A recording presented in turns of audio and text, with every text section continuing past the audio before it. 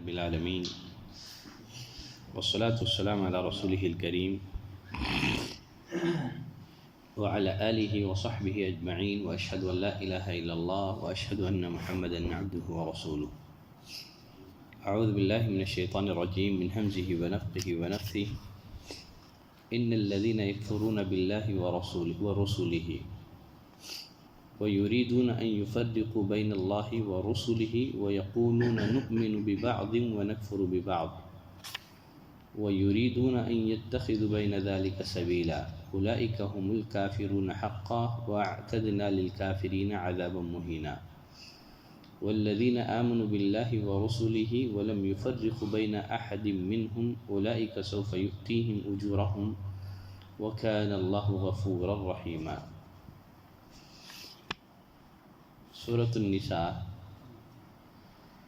آیت نمبر 150 سے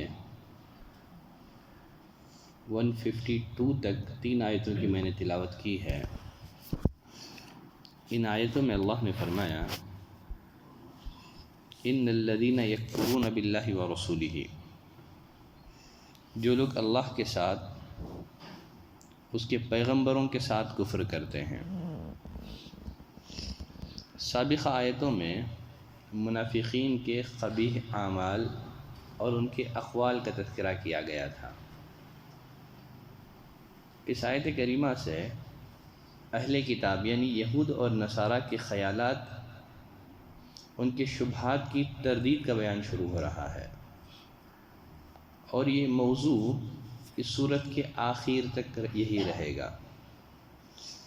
فرمایا ان الذین یکفرون باللہ ورسولہ، یقیناً جو لوگ اللہ اور اس کے رسول کے ساتھ کفر کرتے، ویریدون ان یفرقوا بین اللہ ورسولہ، اور چاہتے ہیں کہ اللہ اور اس کے رسول کے درمیان فرق کریں. کچھ لوگ ایسے ہیں جو اللہ کے وجود کو تو مانتے ہیں، اللہ کے وجود کو تو تسلیم کرتے ہیں، اس لیے کہ اللہ کے وجود کو تسلیم کیے بغیر کوئی چارہ کار نہیں ہے، اس لیے کہ موجودات اور مخلوقات خالق کا پتہ دیتی ہیں، لیکن تمام انبیاء کرام کی نبوت کا انکار کر دیا.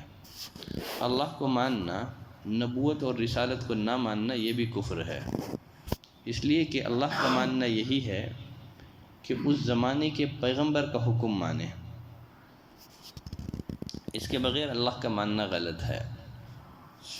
فرمایا آگے وَيَقُولُونَ نُؤْمِنُ بِبَعْضٍ وَنَكْفُرُ بَعْضٍ، اور جو لوگ کہتے ہیں کہ بعض نبیوں پر تو ہمارا ایمان ہے اور بعض پر نہیں. یہودی موسیٰ علیہ السلام کی نبوت اور تورات پر تو ایمان لاتے تھے، لیکن عیسیٰ علیہ السلام پر، انجیل پر، اسی طرح خاتم النبیین محمد صلی اللہ علیہ وسلم کی نبوت پر اور قرآن پر ان کا ایمان نہیں تھا، اور کہتے ہیں کہ بعض نبیوں پر تو ہمارا ایمان ہے، بعض پر ہمارا ایمان نہیں ہے. وَيُرِيدُونَ أَن يَتَّخِذُوا بَيْنَ ذَلِكَ سَبِيلًا، اور چاہتے ہیں کہ اس کے درمیان راہ نکالیں. یعنی سب کو ماننا ایمان ہے، سارے انبیاء کو ماننا یہ ایمان ہے، کسی ایک نبی کا انکار بھی یہ کفر ہے. اللہ تعالیٰ نے ایک نبی کی تکذیب کو سارے انبیاء کرام کی تکذیب کے مترادف قرار دیا، جسے اللہ نے فرمایا کذبت قوم نوح المرسلین، نوح علیہ السلام کی قوم نے رسولوں کی تکذیب کی. یہاں مرسلین پلورل آیا ہے، حالانکہ نوح علیہ السلام کی قوم میں اکیلے نوح علیہ السلام بھیجے گئے تھے، لیکن اللہ نے یہ نہیں فرمایا کہ قوم نوح نے رسول کی تکذیب کی، ایک رسول کی، بلکہ فرمایا سارے رسولوں کی تکذیب کی. تو معلوم ہوا کہ ایک رسول کی تکذیب گویا سارے انبیاء اکرام کی تکذیب کے مترادف ہے. گویا ایک رسول کو نہ ماننا یہ سارے انبیاء اکرام کو نہ ماننا ہے. یہ فرمایا وَيُرِيدُونَ أَن يَتَّخِذُوا بَيْنَ ذَلِكَ سَبِيلًا، اور یہ لوگ چاہتے ہیں کہ اس کے درمیان کوئی راہ نکالیں،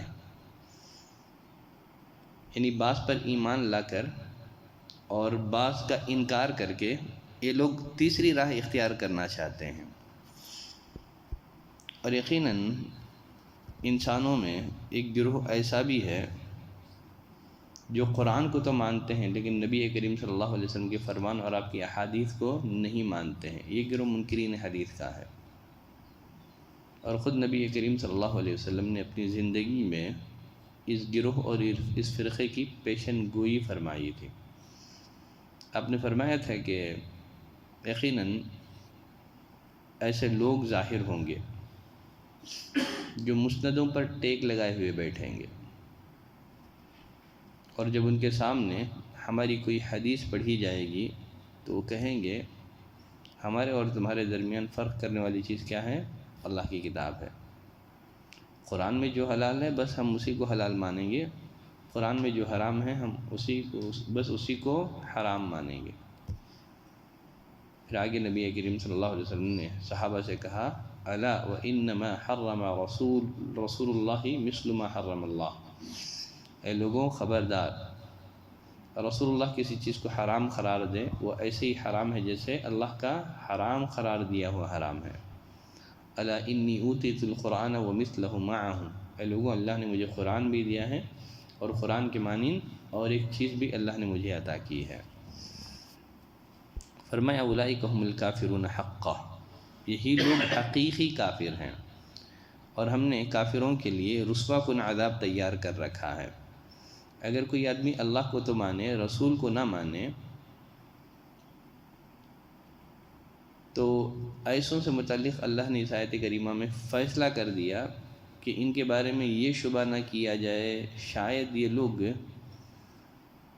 جو مشرکین حقیقی ہیں ان سے بہتر ہوں گے. اللہ نے فرمایا کہ اولئک هم الکافرون حقا. یہ لوگ بھی حقیقی کافر ہیں. اللہ کو مان کر کے رسولوں کو نہ ماننا نجات کے لیے کافی نہیں ہے. وَأَعْتَدْنَا لِلْكَافِرِينَ عَذَابًا مُّهِينًا. ہم نے ایسوں کے لیے رسوا کن عذاب تیار کر رکھا ہے. پھر آگے اللہ نے فرمایا وَالَّذِينَ آمَنُوا بِاللَّهِ وَرُسُولِهِ. یقیناً جو لوگ اللہ اور اس کے رسول پر ایمان لائے. وَلَمْ يُفَرِّقُوا بَيْنَ أَحَدٍ مِّنْهُمْ.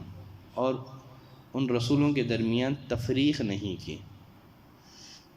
صحیح ایمان لانے کی شرط یہ ہے کہ تمام رسولوں پر ایمان لایا جائے اور ان میں تفریق نہ کی جائے. اور تفریق کرنے کے بھی دو مطلب ہو سکتے ہیں. ایک مطلب تو یہ ہے کہ کسی پر ایمان لایا جائے اور کسی پر ایمان نہ لایا جائے. اور دوسری بات یہ ہے کہ تمام انبیاء کرام بلحاظ درجہ نبوت برابر ہیں. تمام انبیاء کرام نبی ہونے کی حیثیت سے سب برابر ہیں. جیسے ایک حدیث میں نبی کریم صلی اللہ علیہ وسلم نے فرمایا کوئی شخص یہ نہ کہے کہ میں یونس علیہ السلام سے بہتر ہوں. بقیہ نبوت کے علاوہ دوسرے فضائل ہیں، اس پر اللہ نے ایک نبی کو دوسرے نبی پر فضیلت عطا کی ہے. خود اللہ نے قرآن مجید میں اس بات کا تذکرہ کیا ہے. تلک الرسل فضلنا بعضهم علی بعض. یہ رسول ہیں ہم نے بعض کو بعض پر فضیلت عطا کی ہے. پھر آگے اللہ نے فرمایا اولئک سوف یؤتیہم اجورہم. ان قریب ان کو ان کا اجر دیا جائے گا. وکان اللہ غفور الرحیم. یقیناً اللہ تعالیٰ بخشنے والا بڑا مہربان ہے. آج کے لیے بس یہی 3 آیتیں کافی ہیں. سبحانک اللہم و بحمدک اشہد ان لا الہ الا انت استغفرک و اتوب الیک.